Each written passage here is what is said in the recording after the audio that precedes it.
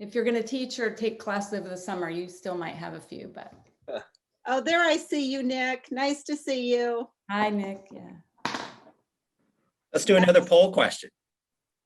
You know what? I tried to do another poll question and it keeps bringing up the same poll. I think you can just. Okay, use the little let's drop see. down menu. Here we go. I'm going to launch another one.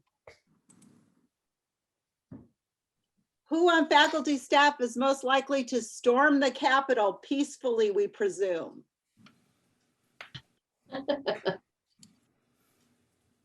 Oh, I can't vote. I'm doing the poll.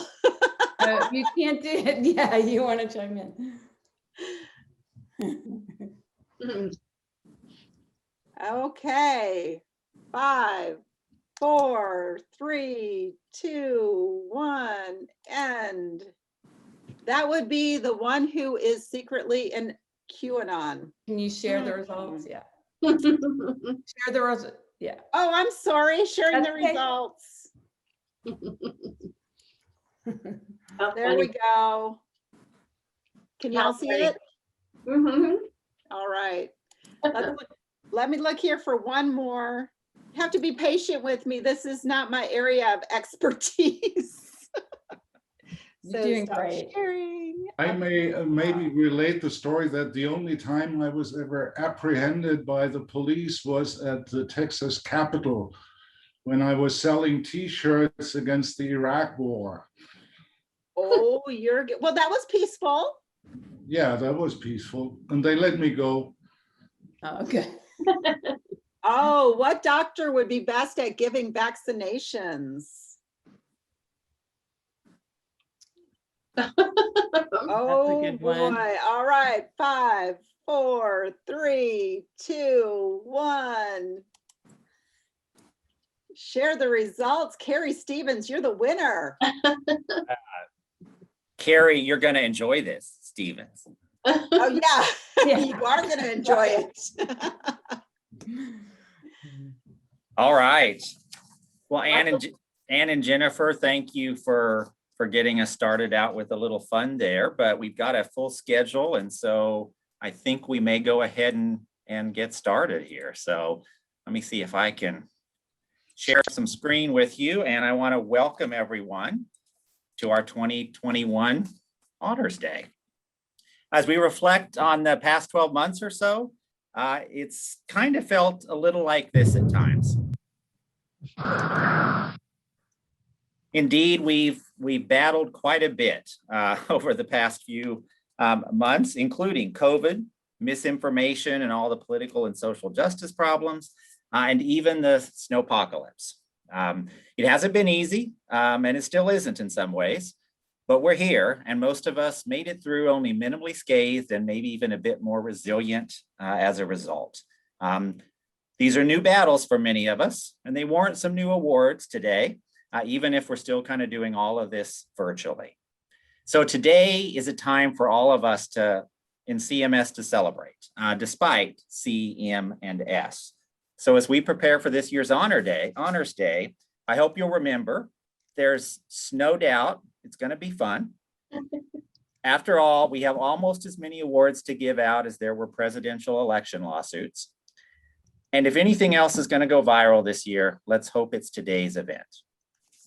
So folks, our rules for virtual Honors Day are as basic as ERCOT's preparation for a major freezing event. Number 1, stay on mute until the award is presented, and then feel free to briefly unmute and cheer as though you just got your second vaccine shot. 2, feel free to use the chat to send out congrats as well. And you can also use the reaction buttons to express yourself, especially if the jokes get too cringy. 3, we aren't expecting any of the award results to be challenged, but there was a recent Rudy Giuliani sighting at a nearby Planet K, so you never know. And finally, have fun as we celebrate our collective and individual accomplishments of the past year. So we faced some pretty tough challenges in this past 12 months, but we also won, I think, a lot of those challenges. So here are our top 10 CMS victories of the year. And this is based on some very non-scientific polling that neither Strauss nor CME were willing to endorse. Anyway, here they are. Number 10, we had major participation in Free Speech Week. And with all the high quality content and involvement we had, I think next year we should probably charge for Speech Week. We launched a colloquium series on truth. And after all the lies of the past 4 years, this felt long overdue. We might not have gathered for NCA in Indianapolis, but that didn't stop us from hosting a virtual Texas party and producing a new grad program video. Because I think as we all learned this past year, you can never really have too many Zoom sessions or videos. Number 7, we added 2 new student organizations, and faculty sponsor Dina Inman-Ramgolem tells me we have over 150 initial members, proving both that students really wanted this and that they'll sign up for anything if it's free. Number 6, for the first time in a long time, we had 2 planned meetings of the full faculty. And amazingly, only a few of them marched down Guadalupe and stormed the office in violent protest. Number 5, we launched a DEI committee and made a number of efforts to be more inclusive. And this committee was so good that we're expanding the DEI to also focus on dishonesty, electricity, and inoculations. We had 3 successful promotion cases this past year for Renee Daly, Josh Gunn, and Jennifer Jones-Barber. No pressure on Aaron and Joanna for next year, but don't mess up this little success streak we've got going. They won't. Number 3, we have a new associate chair in Jeff Treen and a new graduate advisor in Renee Daly. And it still amazes me the things you can get faculty to do with the promise of a course release. Number 2, we had 2 new hires this past year in Stacy and me, and we've got 2 more coming on board this next year in Nick and Roselia. And I think Nick and Roselia are here. So if you want to just quickly unmute and say hi. Hi, everyone. Hi. Thanks for inviting us. Yes, thanks for having us here. Glad you could make it. For a while this past year, it felt easier to hire new faculty than get a vaccination appointment. And finally, in this pandemic, we've had our own pandemic of publishing and professing.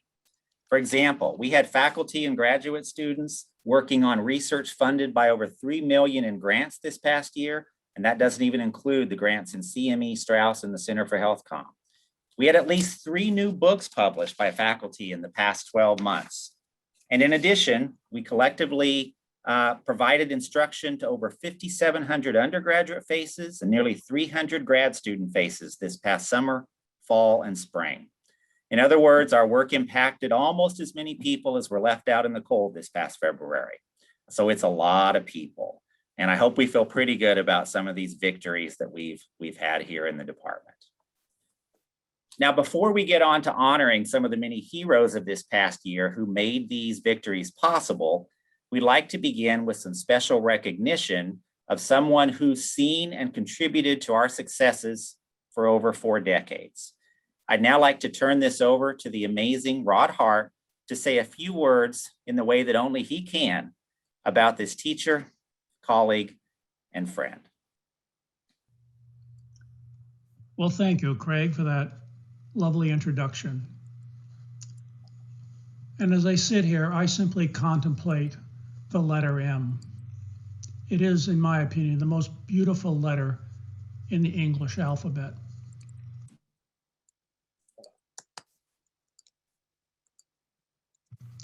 It's colorful, well-proportioned, and perfectly symmetrical.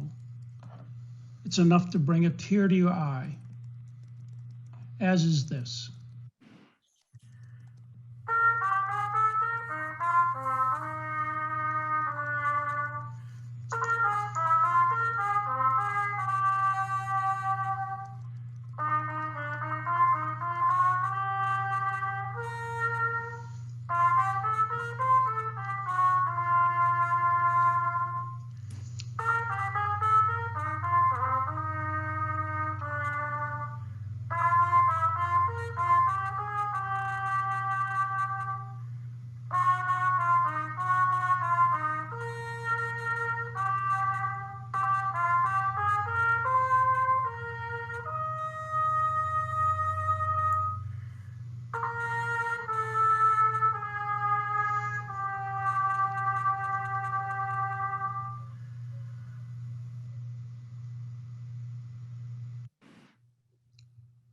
You'll have to forgive me for a moment while I compose myself. Thank you for that. Madeleine Maxwell, not just one M, but two. What could be more beautiful than those letters and the dear Dr. Maxwell herself?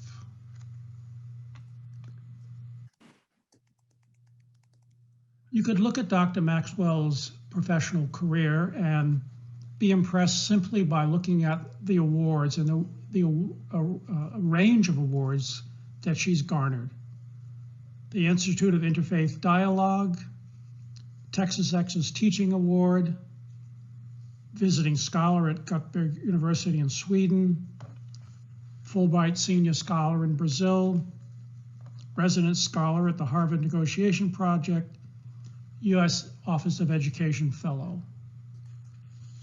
And while all of these are impressive, Madeleine Maxwell has been far more than those momentary things that come one's way.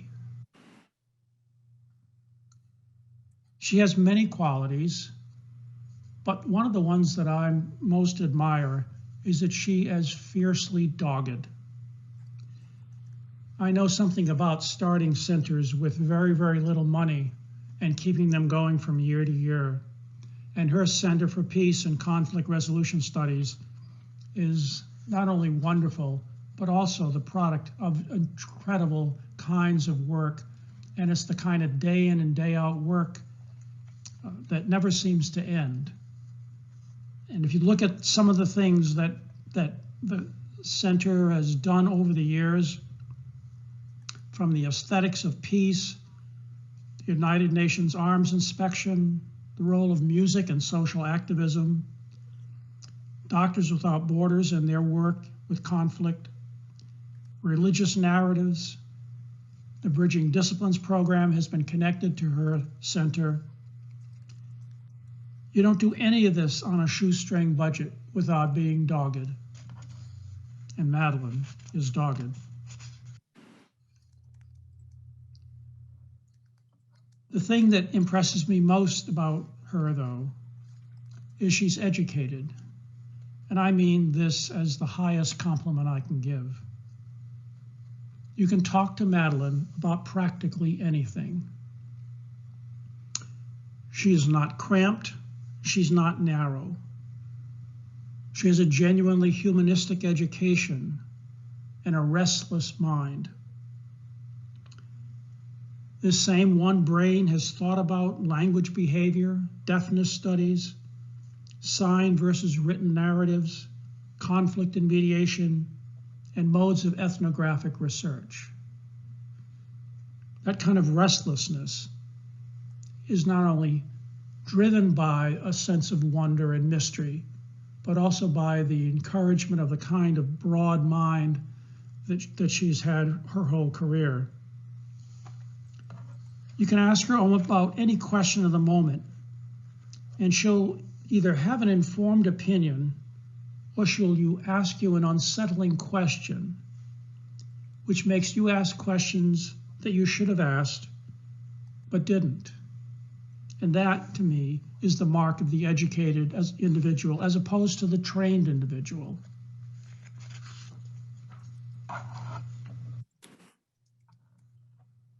Madeleine is a leader.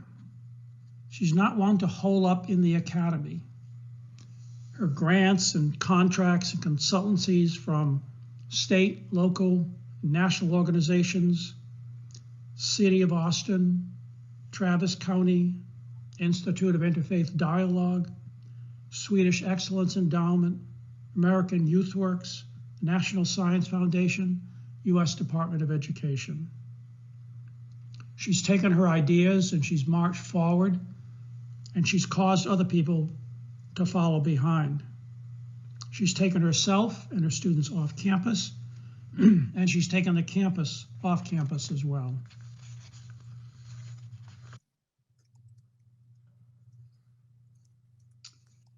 Independence. Pretty much every faculty member in CMS is highly independent.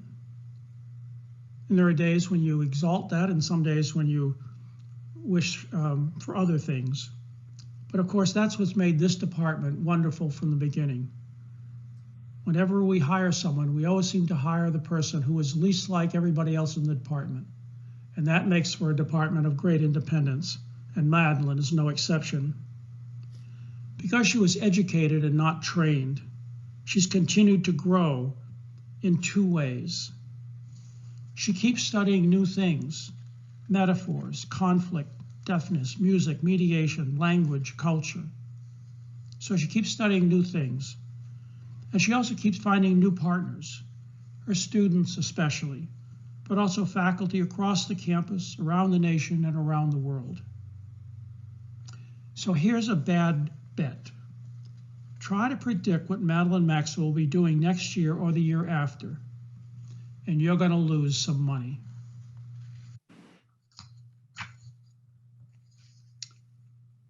Madeleine is a native Texan. On a university of this cosmopolitan sort, there aren't a lot of native Texans on the faculty. In CMS, we have 8. Of the 38 faculty members, she's one of 8. And among the tenure track faculty, she's one of only 2 native Texans. Why is that important? I'll give you a number of reasons. Number one, it makes Madeleine ornery. I say that with great admiration.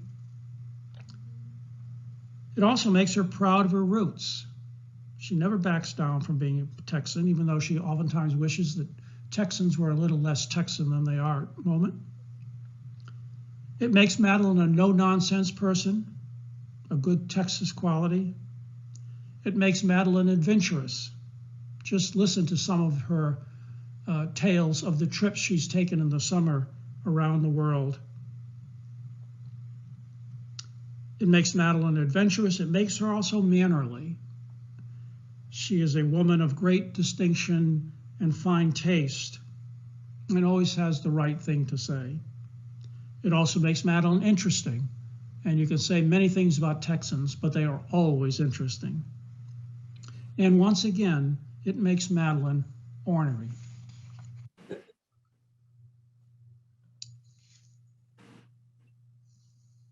Madeleine's work, and Madeleine herself, is experiential. Most faculty members go to the library or hole up with their computers or hide in their offices. But Madeleine has taken her work out into the world itself. The Conflict Mediation Center is just one example, but so has been her work with the signing community, with musicians in the city of Austin, with religious institutions, with the Justice Project, with other scholars around the world. Madeleine puts her ideas to work. What a terrifically American thing to do. So you put them all together, and what do you get? No, this is not the right slide. This is for Mother. No, you don't get that. You get one of those wonderful people in my life, a colleague I treasure. I'm going to miss her. Madeleine Maxwell. Love you.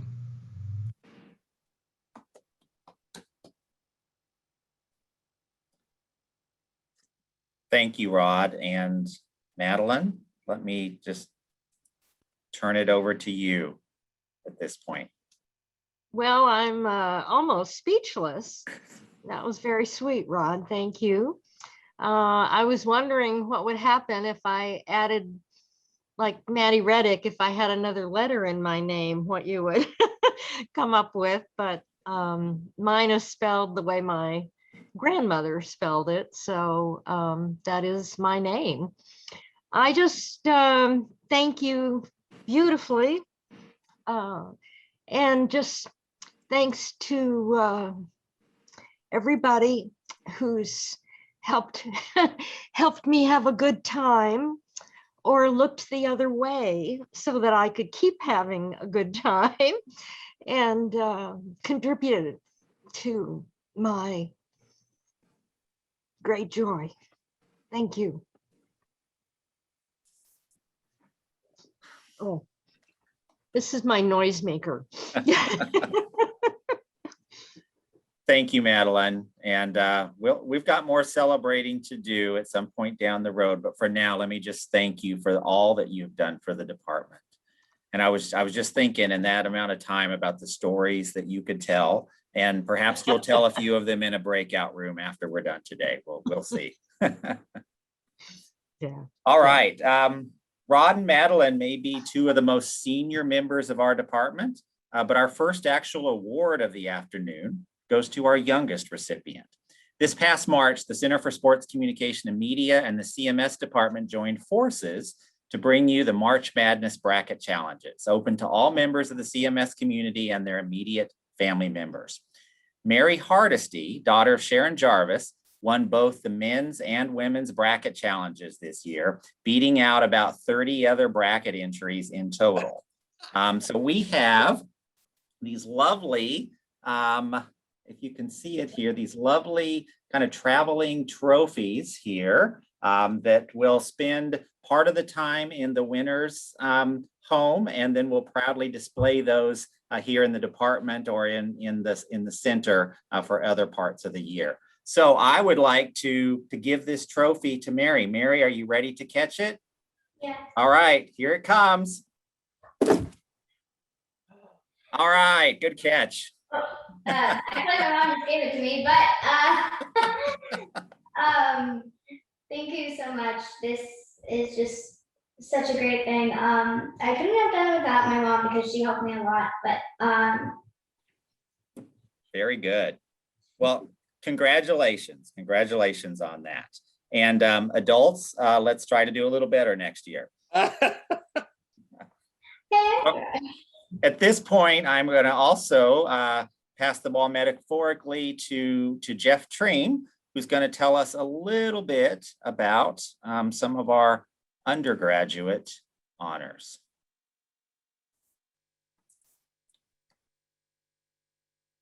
Thanks, Craig. So we wanted to take some time to honor the many, many tremendous undergraduates in our communication studies community that are graduating this year. And one group we want to highlight is the first graduating cohort of the members of our Lambda Pi Eta Honor Society. For those of you who may not know, Lambda Pi Eta is the National Communication Association's official honor society. There are more than 500 chapters at colleges and universities in the United States. And a huge thank you to Dr. Emin Remgelen for helping lead our chapter at UT. We also want to take a minute to recognize the undergraduates receiving honors from the college based on their academic record. Though the students aren't here today, if you recognize any of the names, we encourage you to reach out to them and congratulate them, since we've had many of these students in our classes over the past 4 years.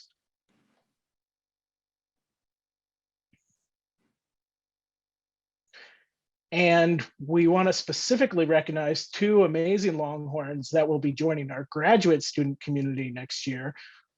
So we want to give a big communication studies welcome to Faith Osterberg and Stephanie Vargas, who will start in our master's program in the fall. Faith and Stephanie, we are thrilled that you are staying here at UT.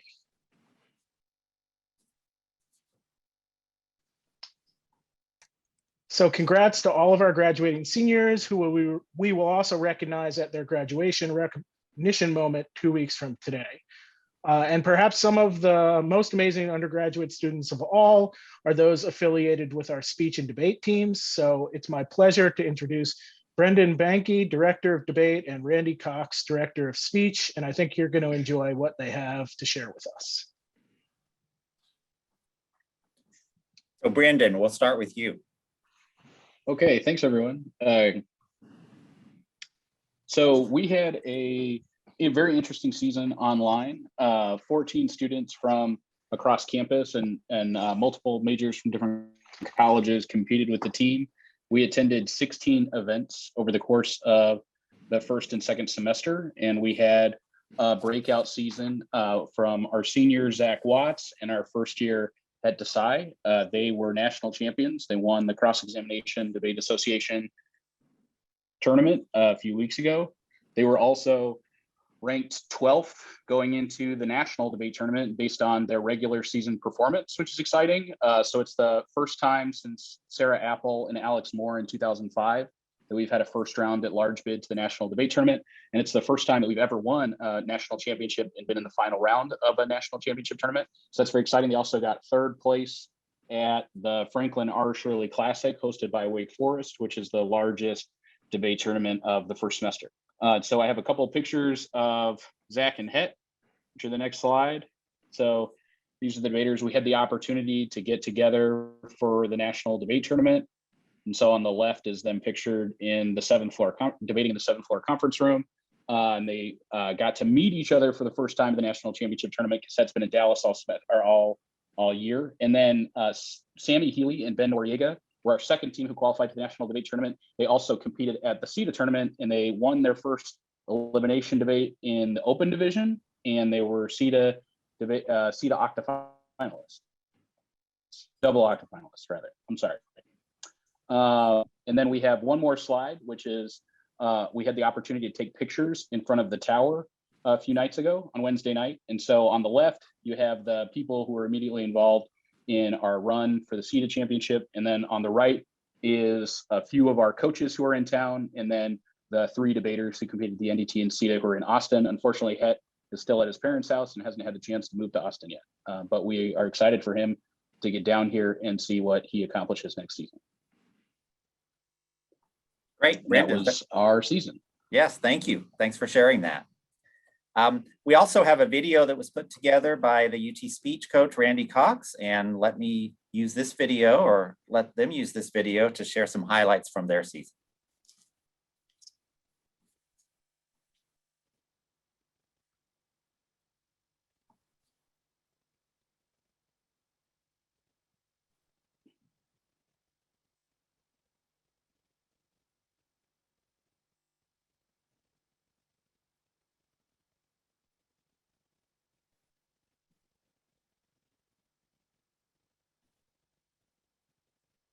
Discriminates. That's not the topic of the speech. Please don't write that down. But for real, this whole Zoomiversity situation was built for people who have their shit together. Not fakes like me. See, I'll join my 8 a.m. chemistry class at a feisty hour of 7:59 a.m. And all of a sudden it's, hey, Kat, what have you been getting into? And I'm like, nothing. It's pretty hard to get into things when I can hardly get myself out of bed. What's wrong with doing class from bed? I'm literally in my bed right now. You guys like these PJs? They remind me that even in the midst of a pandemic, I still have to keep it professional. But honestly, it can become really uncomfortable. And not just because the suit severely limits my mobility, you know, but because in the midst of all of this, no one actually enjoys pretending things are normal right now. I want to understand more about your happiness.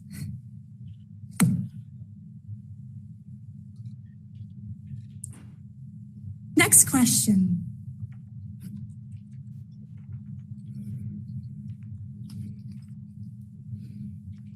In 2016, former Disney Imagineer David Hansen unveiled one of his greatest projects, Sophia, an artificially intelligent robot modeled after Audrey Hepburn and his own wife. Following in the footsteps of Hansen, artificial intelligence engineers across major tech companies have created assistants that are feminized in name, in voice, and in personality.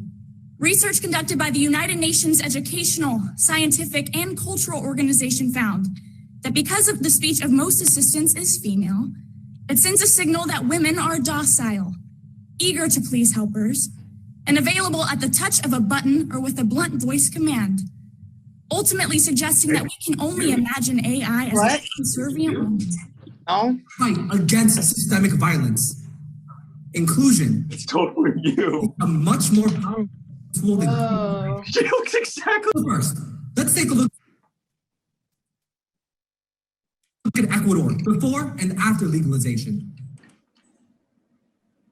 Then, how similar social inclusion programs have and can be used outside of Ecuador, before finally developing implications.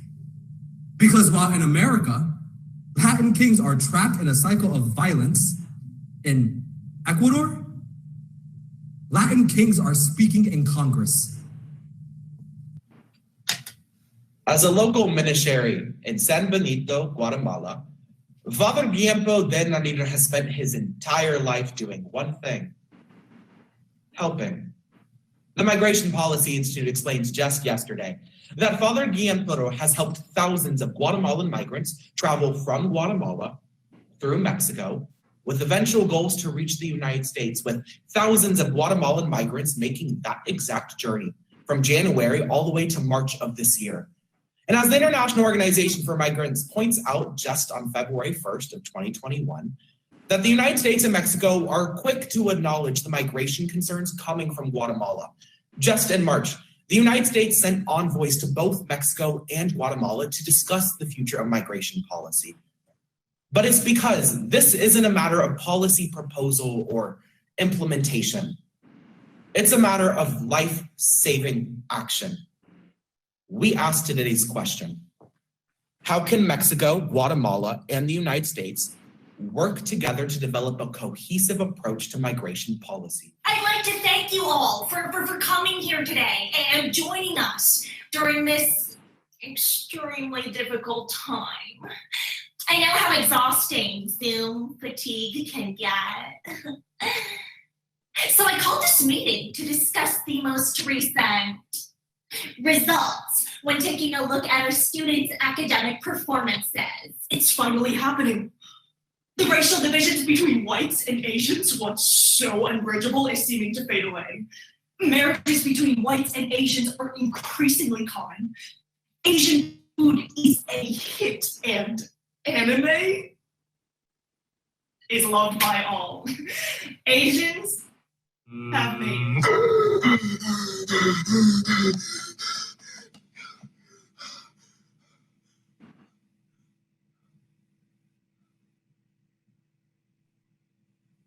I fell asleep on top of a mass grave in a neighborhood named Cheeseman Park.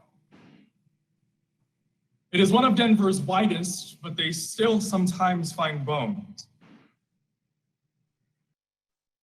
The land was stolen from the Arapaho Nation in 1858 and turned into a cemetery that same year.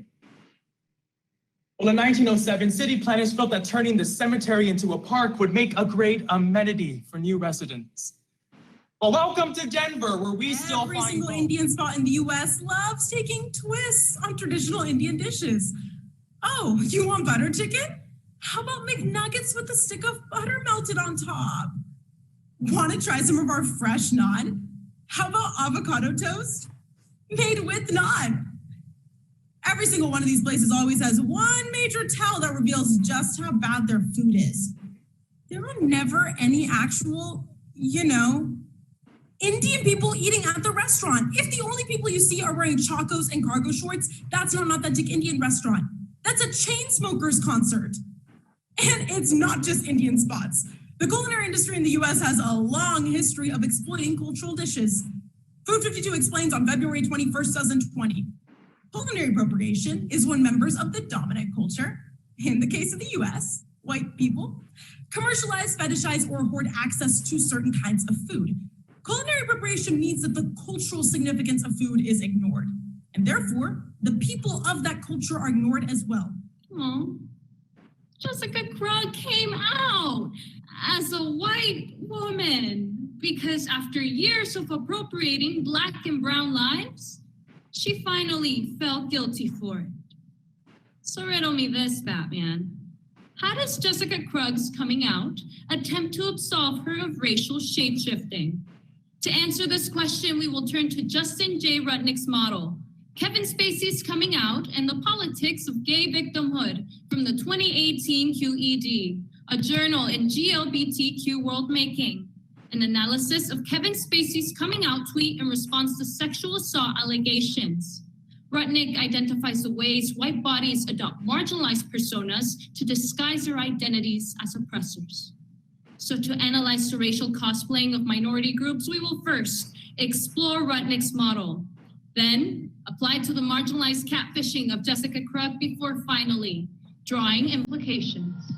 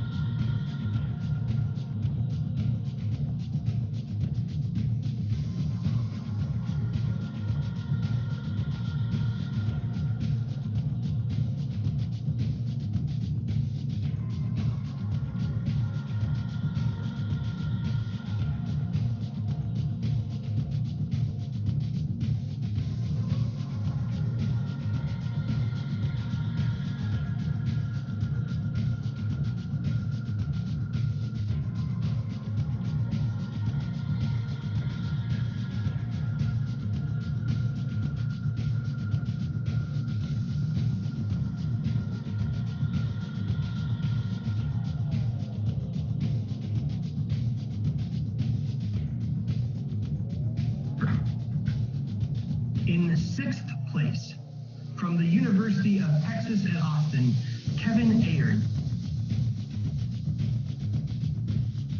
In 5th place, from Bradley University, Amelia Burns.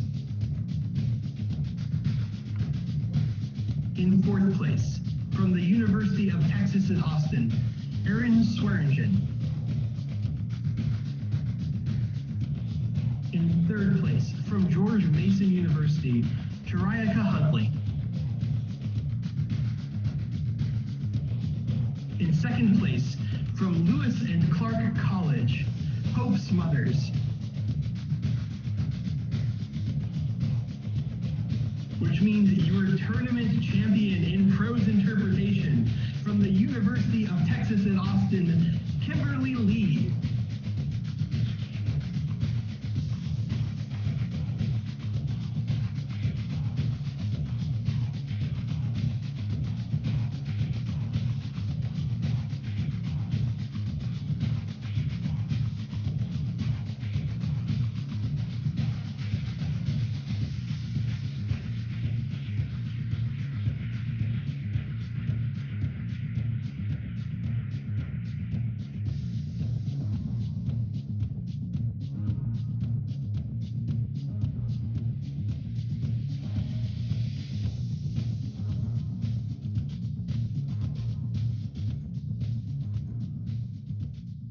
Very nice. Thank you for that. And congratulations to Randy and Brendan on the very successful seasons the UT Debate and Texas Speech enjoyed.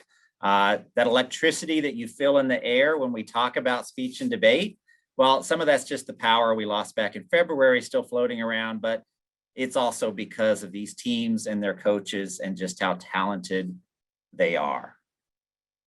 Speaking of power and talent, I'm going to turn it over to our new graduate advisor, Renee Daly, to present some of the graduate student awards.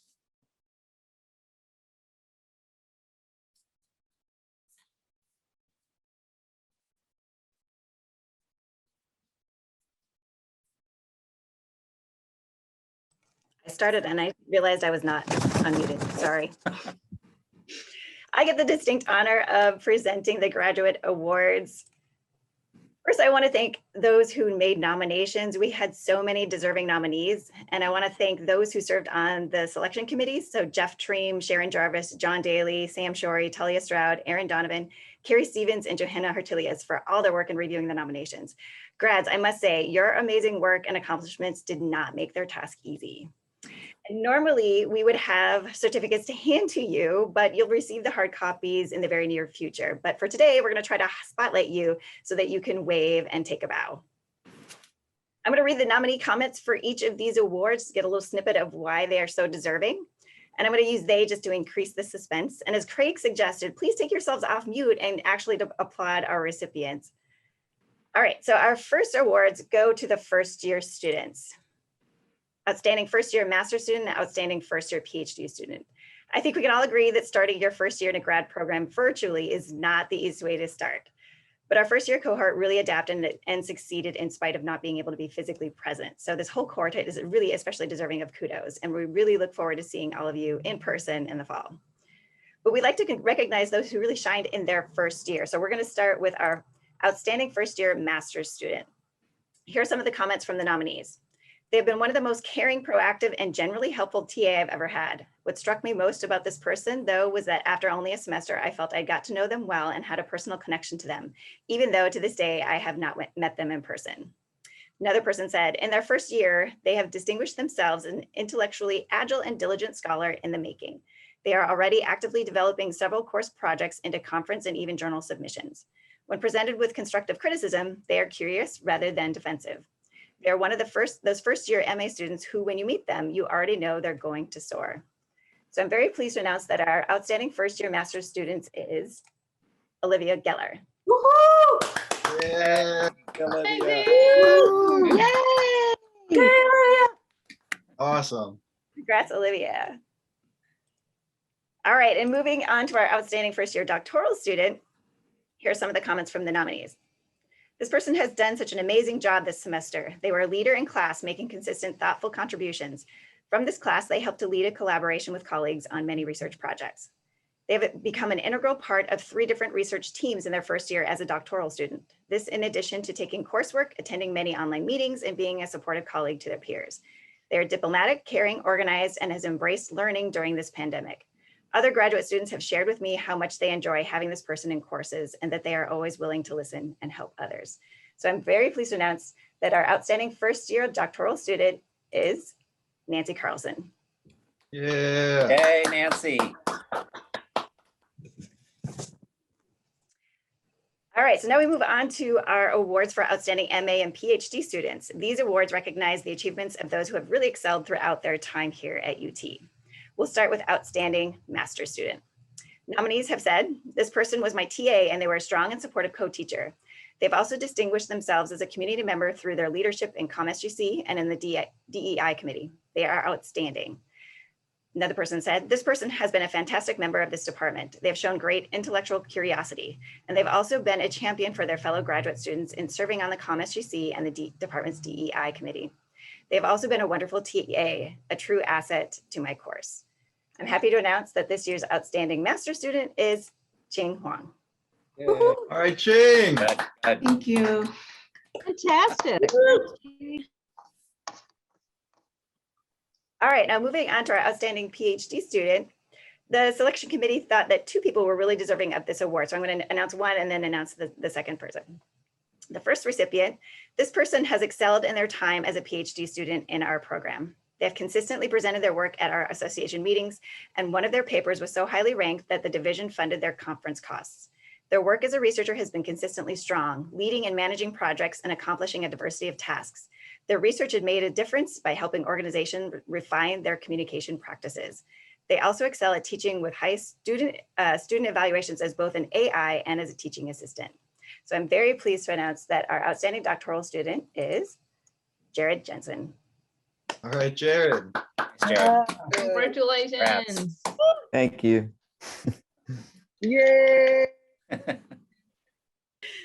And for our second recipient, the nominee said, This person has been extremely productive with research. While excelling in these traditional academic pursuits, they're also an emerging public intellectual, building an online profile, offering pointed commentary on Twitter, and establishing a network with prominent scholars and journalists.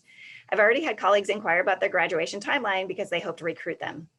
Overall, this person has identified a critical issue in public culture, is developing an academic vocabulary that will allow them to make a meaningful contribution to scholarship, and has found their voice as a public intellectual. I'm very pleased to announce that our second recipient of our Outstanding Doctoral Student Award is Katie Lever. Congrats, Katie. Woo, Katie! Yay! Now we're moving on to our Outstanding Departmental Citizen Award. The nominee said of this person, while everyone faced numerous challenges this year because of our move to Zoom, I doubt any graduate student faced more work-related challenges than this person. When many of us thought going virtual was impossible, this person said with both confidence and sensitivity simply that we will do it. They quickly adjusted the schedule for missed days, created new rubrics, figured out ways to innovatively teach units that would normally be best face-to-face, and so on. They are a great professional. We really don't have a specific award for what this person did and does. I chose the citizenship category because, among many other things, they work with so many of their peers, helping them in so many ways each day that it is what good citizenship means to me. They are an amazing department citizen. So I'm very pleased to announce that our Outstanding Departmental Citizen is Rudy Pett. Congrats, Rudy. Nice, congrats, Rudy. All right, our next set of awards focuses on teaching excellence. As many of our nominees have noted, we have so many outstanding teaching assistants and assistant instructors. You all do really amazing work. I think the best at UT. And we're going to recognize the outstanding TA and the outstanding AI. We'll start with outstanding teaching assistant. Again, the committee felt like two people were really deserving of this award, so I'll announce one and then the other. The first recipient, the nominee said, "It would be difficult for me to describe all of the reasons I'm nominating this person. They are not a teaching assistant to me. They are a partner, supporter, ally, and cheerleader. They have also taken it upon themselves to become a master of the material in my class, even though it is not their research area. They have cultivated an approachable yet still professional demeanor over the internet, such that students do in fact come to their office hours, though almost never mine. I know I could run my class without them, but I simply wouldn't want to." So please join me in congratulating our first outstanding teaching assistant, Elizabeth Bradshaw. All right, EB. All right, our second recipient, the nominee said, "When we moved virtually, this person was on top of everything. They were constantly in touch with students. They ran extra sessions to help tutor the students, administered exams from afar, an entirely new issue we'd never faced before, and taught me how to use all the class technologies, and that wasn't easy. I've often thought that when things look easy, there's somebody behind the stage huffing and puffing to make sure things work well. They were that person. Never once did they seem overwhelmed. Our department has many wonderful teaching assistants. In my mind, this person is one of the best." Our second outstanding teaching assistant is Audrey Schaefer. All right, Audrey. Congrats, Audrey. All right, and moving into our assistant instructor award. Again, the committee thought that two emerged to the top, and these two were nominated together, so I'm going to talk about them collectively. These two individuals have taught with great skill in the middle of the pandemic. They've sought mid-semester feedback each time and adjusted their approach. They've reached the students with their flexibility, caring, and rigor of instruction. Their evaluations in the courses have been very high for a challenging required course, especially during a pandemic. They've done so by deploying a rich mix of discussion and independent online activities, holding Zoom sessions with their students, and tailoring their approaches to the distinctive needs of their students during this difficult time. So I'm pleased to announce that our outstanding assistant instructors are Courtney Powers and Shelby Rollison. Hey, Courtney. Yes, Shelby. Yay! All right, and now we're moving on to a new award. We're very pleased to introduce this new award. We wanted to formally recognize the great scholarly work that the graduate students are doing. And this award focuses on student-initiated research, so the pieces nominated are either sole authored or first authored by graduate students. They were judged based on the criteria of the significance of the contribution, analytical methodological rigor, and originality. In reviewing the submissions, the selection committee felt like this award should have two branches. one in which the students collaborated with faculty and one in which the work was solely by graduate students. Both of the articles selected tackled important societal issues with great academic rigor. And I'm going to post their citations after I named the recipients. These works are a great representation of the work that you all are doing. So in talking about, I'm going to present the Outstanding Graduate Student Research Award with faculty collaborators first. The selection committee summarized this article as, this study adds to our understanding of when and why people click to read additional stories when they are viewing news sites, which is an important research question as we are living through numerous crises that are affected by information seeking, consuming, and sharing. The study includes an analysis of 4.5 million visits to 7 news sites and found that readers are more likely to click on another news story if they are using a PC versus a mobile device and a search engine versus things like Facebook, especially if the content was flagged as related. So I'm very pleased to announce that our first recipient of the Outstanding Graduate Student Research with Faculty Collaborators Award is Jessica Collier.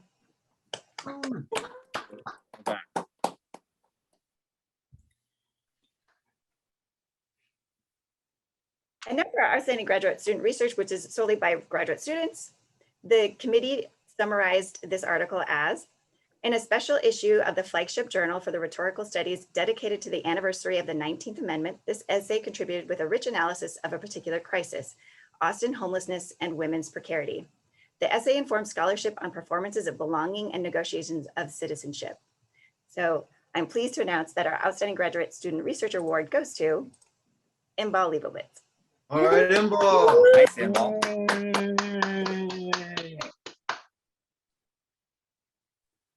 And here are those citations for the 2 works, so please check them out. I also want to use this as a segue to congratulate all of the graduate students on all the amazing work that they did this whole past year during this very difficult time. I emailed out that list, which I don't think is a full list, but it's definitely a great representation of all of the work that you've been doing this year. And finally, congratulations to all of our recipients. Wonderful work. Hey, way to go, everybody. All right, and so now we're moving on to honoring our graduate students. Or I mean, our graduates, I should say.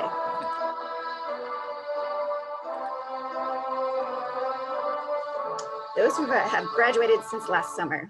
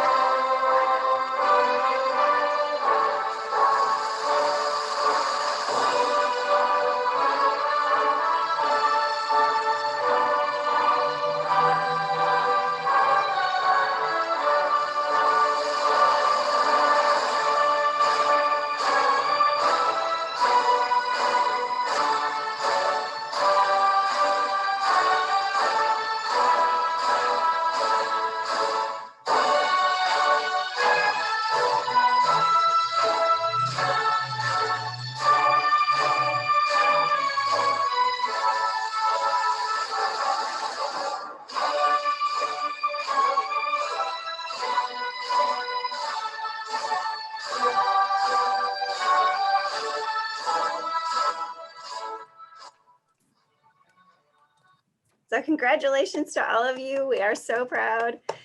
And in thinking about all of these that are transitioning out of our program, we also have graduate students that are making new transitions into other roles within our department. So I'd like to introduce now Imbal, who's going to announce our new ComSGC leadership for next year.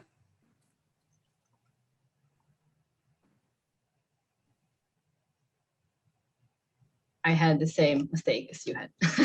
Started talking too early. So just before I'm introducing next year's team, I just want to say thank you so much for the hard work of all the team members and committee members in CMS this year. So thank you to Dakota, Cassidy, Ching, Sam, Emily, Ed, Kiki, Rudy, Drew, Kendall, and Colton. And also thank you for the department's graduate office and to the department leadership, to Dr. Craig Scott, Jeffrey Trim, Dr. Renee Daly, Dr. Sharon Jarvis, and of course, our very own Ann Berman for their guidance, support, and investment in our graduate community. And so to quickly present our incoming CMS team, this year we didn't hold elections, but we were thankful for those who nominated themselves and others, and we're especially thankful to those who were willing to take it upon themselves to serve our graduate community in the upcoming year. Our next year's team will include first Sam James, who will serve as the chair and PhD representative next year. So Sam, for those of you who didn't have the pleasure of meeting her, is a second year going to third PhD student in ORCOM who did her master's in the University of Alabama, and she has been active in CMS and other student organizations in the last 2 years, and I'm confident she would lead next year's team with a smile, good spirit, and determination. So with her, we will have Olivia Geller, who we have some award recipients this who will serve as the vice chair and the MA representative. Olivia is a first-year student in rhetoric and language, a master's student, and she's originally from East Lynn, Connecticut. Bhupali Nandurkar, sorry, I didn't practice it ahead of time, will serve as our secretary. Bhupali is a first-year ORCOM student, and she did her master's at NC State, and she's also an international student from India. So that's another important aspect as far as I'm concerned. Last but not least, Nathaniel Repay will serve as our treasurer. Nathaniel is a first-year PhD student in rhetoric and language. He did his master's degree in the University of Wisconsin, Milwaukee. And next year, they will be joined by many other volunteers who would serve on the professional development, social, fundraising, and advocacy committee. So good luck to you all and to all of us. So thank you. Yes, thank you so much. And I do want to also add my thanks to this year's CMS for leading our graduate students so well throughout this past year. So again, if you have a chance, thank all of these individuals because they did a wonderful job this year. All right, with that, I am going to pass it back to Craig. All right. And I also want to kind of thank the current leadership and thank Inbal for all that she did, and also for not claiming that she's still the real ComSGC president. Anyway, congratulations to all the new officers, all the award winners, all who finished up this past year, and really all of our students in the program for surviving and in many cases thriving as we battled so much. You know, we didn't get to travel at all this past year, but that doesn't mean we can't take a little bit of a trip down memory lane and into the lives of our CMS family through some of the images that you all shared as pulled together by Ann Borman and Mark Spear. And we really owe Mark a debt of gratitude. He's helped us with a lot of these kind of videos over the course of the year. Now, I don't want you to worry. We won't be showing any of the other recently discovered pictures of the faculty group who broke quarantine and gathered at Hippie Hollow. I mean, they were wearing masks, but that was about all. Anyway, we think you will enjoy the pictures that we can share.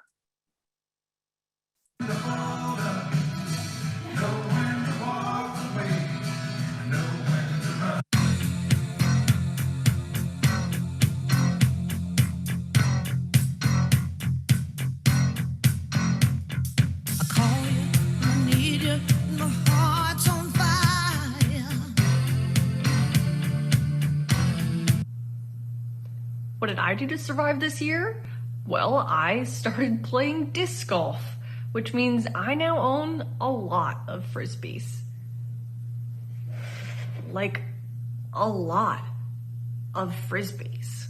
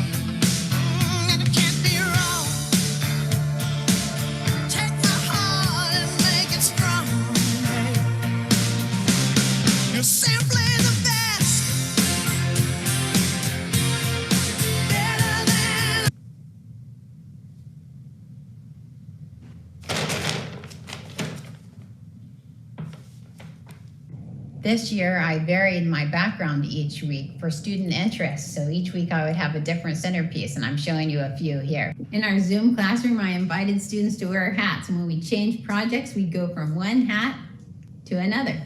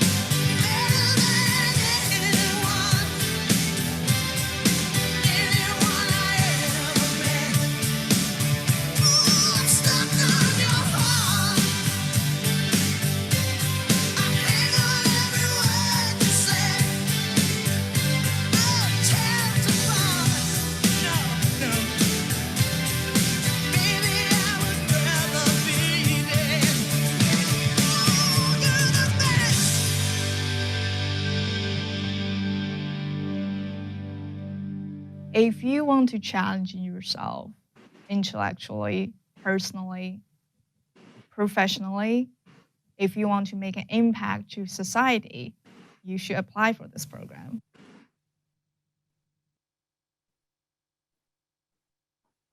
Right. That was great. That was fun. There was some really nice dance moves in there too. I'm sorry, Dr. Gunn, a little bit about what I assume were some vaccine side effects there, but otherwise great.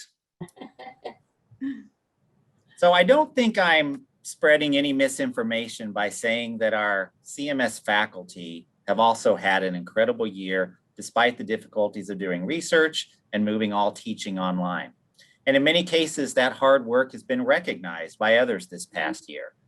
Consider Dina Inman, who just this last month won a Transformational Online Instruction Contributions, or TONIC Award from the UT Provost Office for her exceptional creativity and rapid innovation as we move to hybrid and online instruction. Or Jennifer Jones-Barber, who just this week was announced as the recipient of the Cale McDowell Award for innovation from the UT School for Undergraduate Studies for her amazing teaching and course development. Then there's Stacy Sowards, whose book about the legacy of Dolores Huerta and the United Farm Workers won 3 different awards at the most recent NCA. Or Josh Barber and Jeff Treem, who received the Bill Eadie Distinguished Article Award from NCA's Applied Communication Interest Group. And the list of honorees and award winners is kind of like a pandemic. It goes on and on. The department has a few awards of its own that it would like to give to faculty. And so here to give a real shot in the arm to some special graduate faculty members is Dakota Park Ozzie.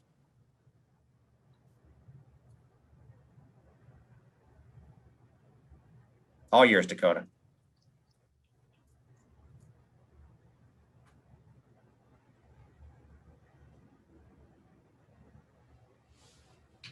Can you hear Dakota? Dakota, I don't think we can hear you. What about now? Yes.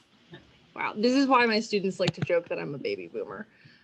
So every year, ComSGC has the distinct honor of soliciting nominations for the Outstanding Graduate Faculty Member of the Year Award. We got a number of nominations this year, and we're really pleased that we got to sit down and look through them. And we, in fact, decided that they were so good that we couldn't just give one. So we are breaking the rules, I guess, but I think we also make the rules on this one. So we are giving 2 awards.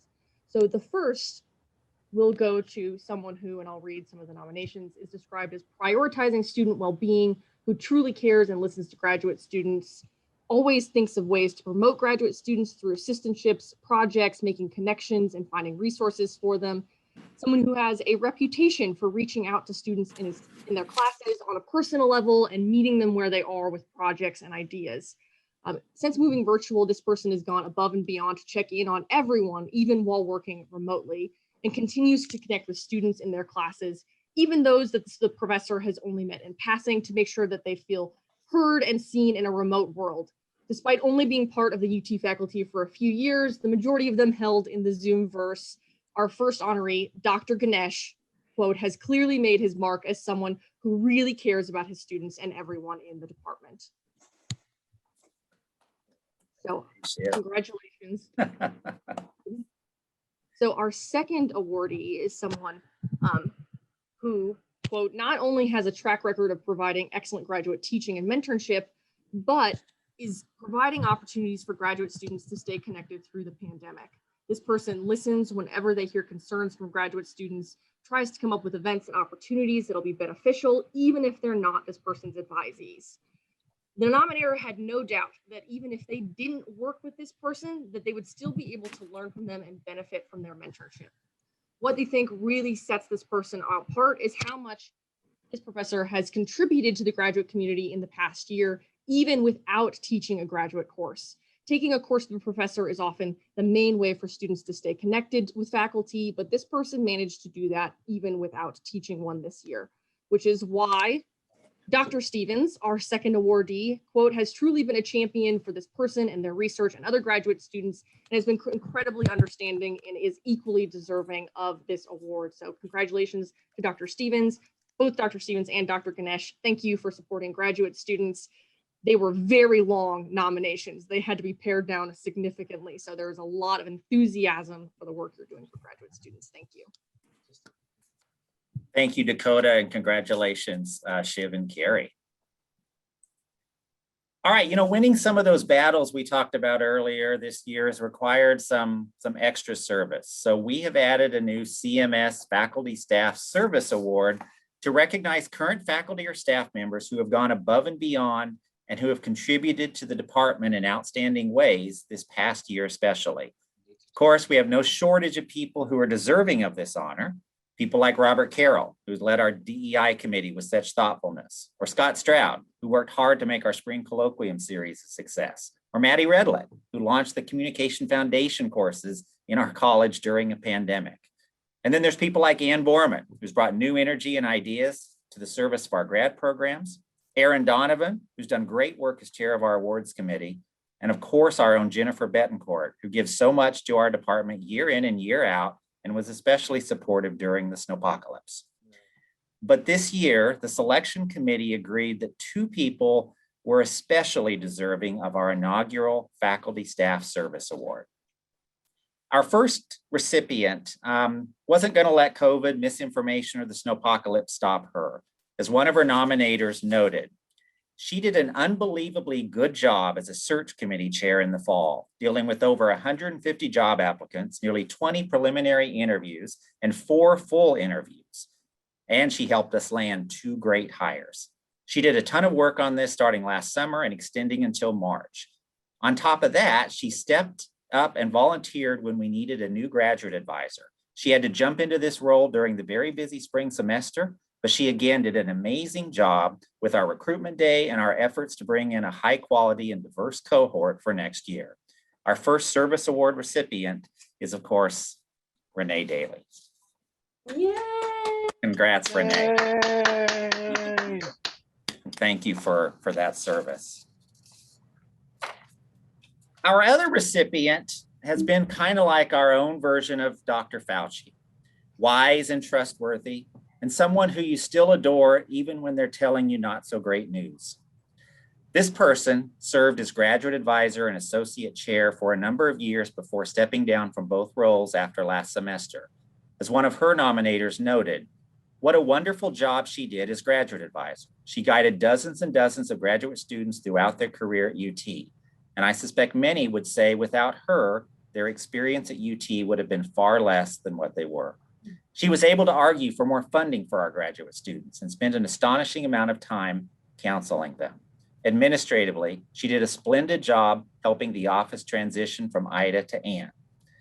I would also add that she's continued to help Renee this spring anytime there were questions, and she helped the new department chair not step in it on more than one occasion this past fall. Our second service award recipient is Sharon Jarvis. Yeah. Congratulations, Sharon.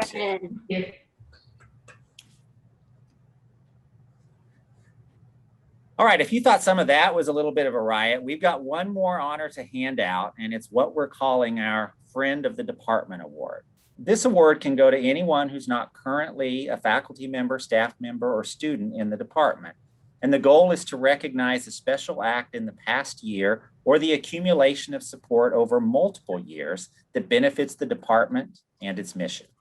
Department leadership selects the recipient in consultation with key others, and we're excited to name our inaugural Friend of the Department winners, John and Laurie Karenick. Now, many of you may not immediately recognize those names, but I hope that after today, they're going to be even more recognizable to us than the QAnon shaman at the US Capitol. John Karenick was the first PhD advisee of John Daly, receiving his degree from the department in 1986. Dr. Daly, who regrettably couldn't be here, tells me he and John not only published several things together, but they used to often go to Milto's Pizza Pub, a spot up on 29th and Guadalupe that I think closed just a couple years ago. Daly also told me that John was a fan of some 3-dimensional Star Trek game on the mainframe computer at UT back in the day. And maybe that's why Dr. Karenick has lived long and prospered.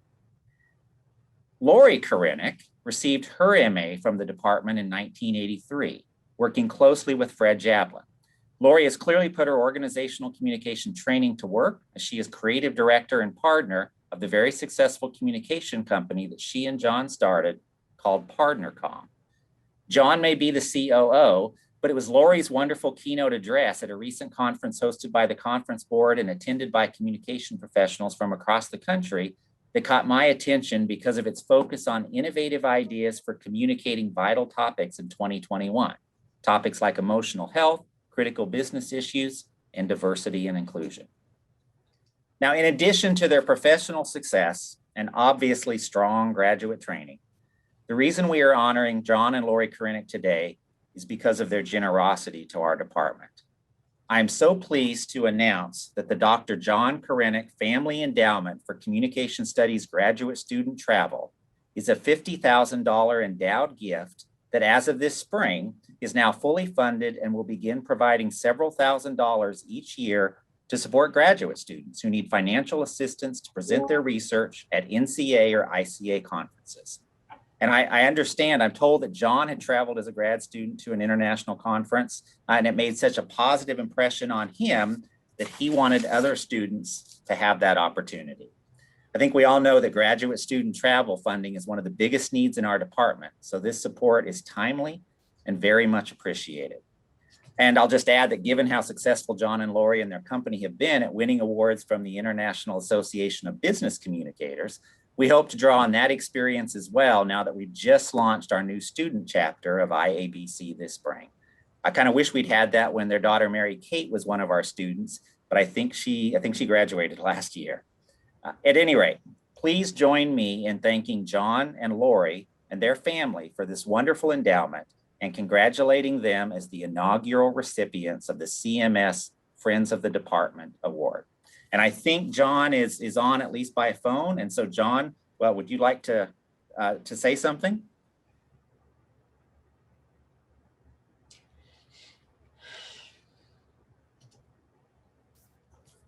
Maybe.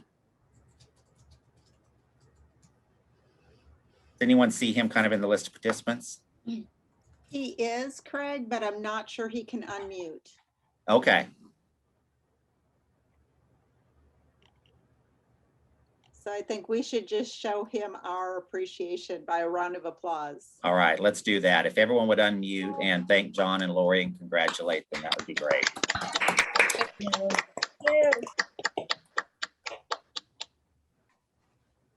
And if not today, hopefully we'll have other opportunities in the future to thank John and hear from him and Laurie. So again, thank you so much for this generous donation and for this award.